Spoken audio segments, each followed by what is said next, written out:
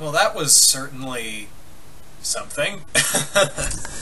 Oh man, the hits keep coming, and this isn't even Comic-Con related. I completely missed. Oh, I almost missed review. First, there. It's like almost midnight as I'm recording this, so excuse me. This episode nearly flew under my radar. If I had not seen, I was just watching The Loud House, and I was. They revealed a little commercial saying, "Hey, 9:30 tonight. Get ready to watch the first episode of Rise the TMNT," and I was like, "Oh shit, that's the thing. Okay, totally missed that." So, yeah, I I watched it, and it was certainly a show. Now, keep in mind that this is not the worst TMNT centric thing I have ever seen. That title goes to Coming Out of Our Shells tour, followed closely by The Next Mutation, and all the other Turtle musical videos, where they tried to make them like Barney. Yeah, it was not. There was a point where there was not a good time for TMNT fans. So this isn't the shit tier Coming Out of Our Shells tour. TMNT. We cannot sink any lower than that, people. There is no way we can sink lower than that. But this, you see, it's really hard to follow up with the 2012 cartoon. It is really hard to follow up against the 2012 cartoon, which is still, for all intents and purposes, one of the best incarnations of the Ninja Turtles around, really. So this has got some big shoes to fill. Let's talk about like the show itself. Now it looks like this isn't your typical Ninja Turtle show in that it doesn't, this jumps in. The Turtles have been out in the world for a while by the looks of it, and this isn't their first. They've actually been hanging around April for a while as well. They've been friends with her for a while, and the voice working here is not bad. Like the Turtles all sound unique, and you got to give it to Rob Paulson, who's now the voice director on this show, a lot of credit, because I think he knew what he wanted to do with all these voice actors.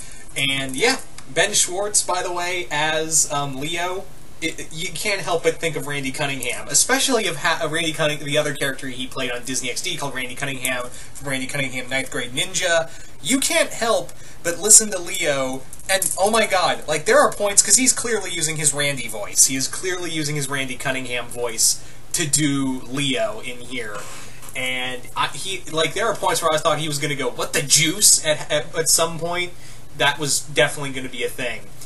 The animation's alright. It's nothing big. I'm always a fan of 2D animation, but a lot of it does feel a little jilted at points. I don't know. Also, what also turned me off, I was like, ooh, this is going to be rough, was when I saw, when I looked at the opening credits and it said written by, and it had 5 names on it. 5 names writing the first episode. I was like, ooh, I'm in for a bad time.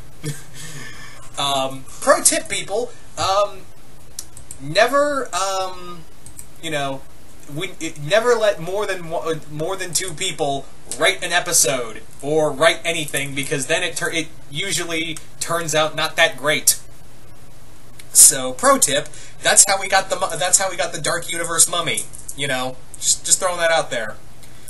But the other voice actors for Donnie, Mike, and Raph, they're all good. I've forgotten all of their names, unfortunately. I especially like Donnie in here. I like how Donnie actually has some of the best lines, even more so than the other Turtles. He has some of the best line delivery and whatnot. He's definitely more of a sarcastic Donatello than the previous science-y Donatello we've had in the past. It's cool. I also like how he's been, he's very, this is kind of dry, witty, sarcastic character.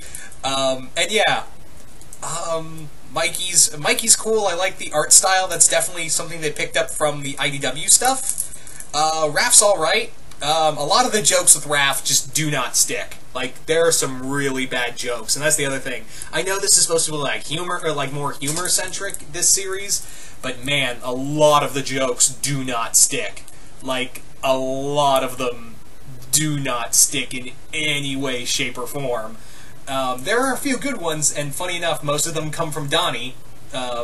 I know, like, they wanted to build Leo, like, oh, he's the self-important cool guy and all that, and I was like, no, it's Donnie's the real one that's funny. We also get Splinter in here, and I'm like, wow, Splinter is not good at this at all. Splinter in here actually refers to Donnie as the purple one, and I went, oh, we're doing this, and he's basically playing the old guy who sits in his chair watching his shows, and I went, okay, so that's the thing. April, I have no problem with April being African American, but the problem is with April is that they really made her annoying. Like, really, like, some of the other worst jokes in here come from her and Raph. That's the bad part.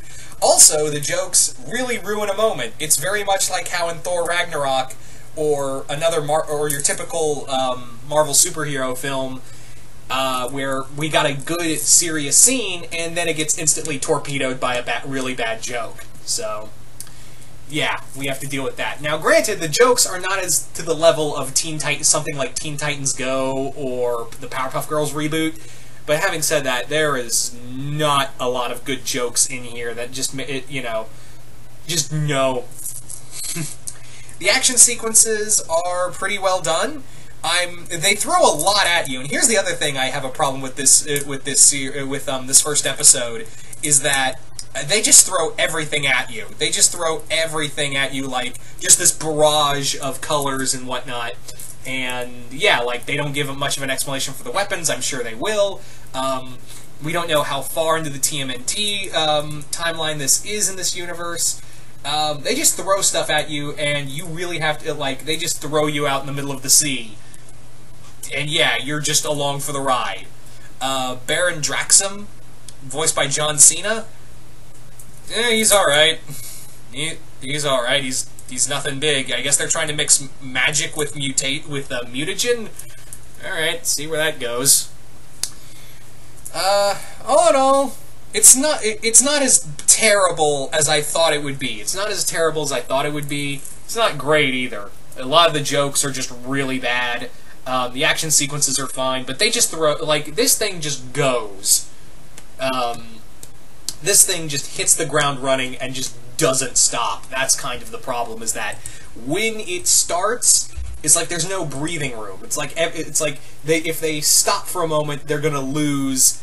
They're just gonna lose all the attention. You know, they're gonna lose the viewer's attention. So yeah, I don't know, guys. Like, I'll give this maybe. I know the first 5 episodes are out there, and maybe I'll give them a watch. But as it stands from this first episode, I don't think I'm going to be keeping up with this. I'll give it a few more episodes, but as it stands, I'm just kind of like, yeah, I'm just not feeling this turtle stuff. The jokes are not great. Action sequences are alright. But yeah, this is a far cry from where we were with the 2012 cartoon. And I don't want to be that kind of asshole who, like, oh, it's not as good as the one before it. But I was like, yeah, but the 2012 cartoon, yeah, that one is really hard. That's a tough act to follow. Like, really hard. Like I would say it would, you know, edge out, you know, the 80s cartoon and give the 2003 cartoon a run for its money. But that's just me, though. That's just my personal opinion, so. Yeah, all in all, I'm just kind of like, right now, I'm just kind of like, I'm not feeling it, but who knows, maybe I'll give it a few more episodes. So you guys tell me in the comments below, what did you guys think of the first episode of Rise of the TMNT? Did you guys like it, hate it? Are you guys going to stick with it or not? Just comment below, let me know, and once again, hope you all enjoyed this, and I will see you guys later.